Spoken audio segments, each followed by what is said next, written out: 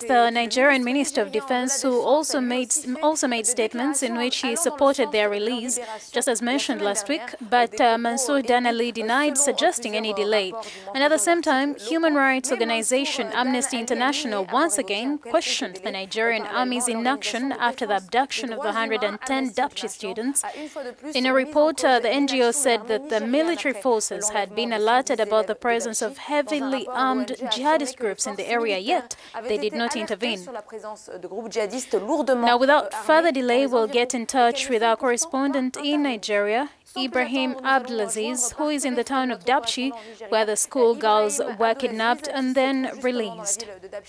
Une centaine de jeunes filles ont été enlevées puis libérées dans le pays. Good morning, Ibrahim. The Nigerian government confirms the release of Dapchi girls kidnapped last month by Boko Haram Islamists. Do we know more about the conditions of their release? En sait-on plus finalement sur les circonstances de leur libération, Ibrahim?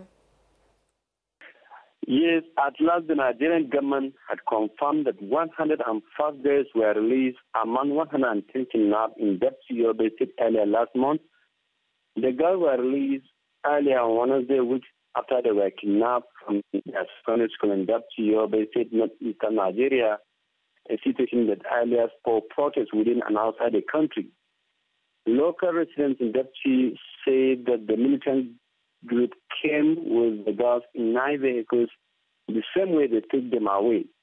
However, the Minister of Information and Culture, Mr. Lai Mohammed, who confirmed the number to Newsman in Maiduguri, also stated that a boy was among those released by the terror group. He equally explained that the earlier conflicting figure released by him was because the girls went to their homes after they were released in Dapchi. The figure is now being updated as the guys show up in the presence of public officials. Already, the released girls were hurriedly fleeing from Maiduguri Air Force Base to Abuja, the Nigerian capital, where they were expected to meet with President Muhammad Buhari. Ibrahim, we learned that the 5 girls were confirmed dead. Are there any explanations on the circumstances of their deaths? Well, for now, no any official confirmation of their death or circumstances that led to their death. But some of the girls are considered that 5 of their mates died in hands of the abductors, while 1 is still in custody of the kidnappers. This release comes 1 week after President Buhari's visit to the school where the youths were kidnapped. Is there a link between the 2 events? I think one cannot divulge the two because there have been mounting pressures within and outside Nigeria and government to scale the release. The government officials kept denying that ransom was paid.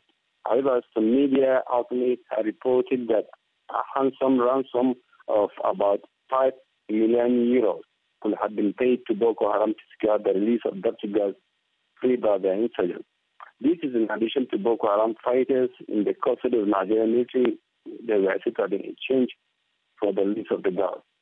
And also the Nigerian Minister of Information and Culture, Lai Mohammed, as well as Minister of Defense, Mansour Danali, had equally denied that ransom was paid to Boko Haram to scare the freedom of these schoolgirls.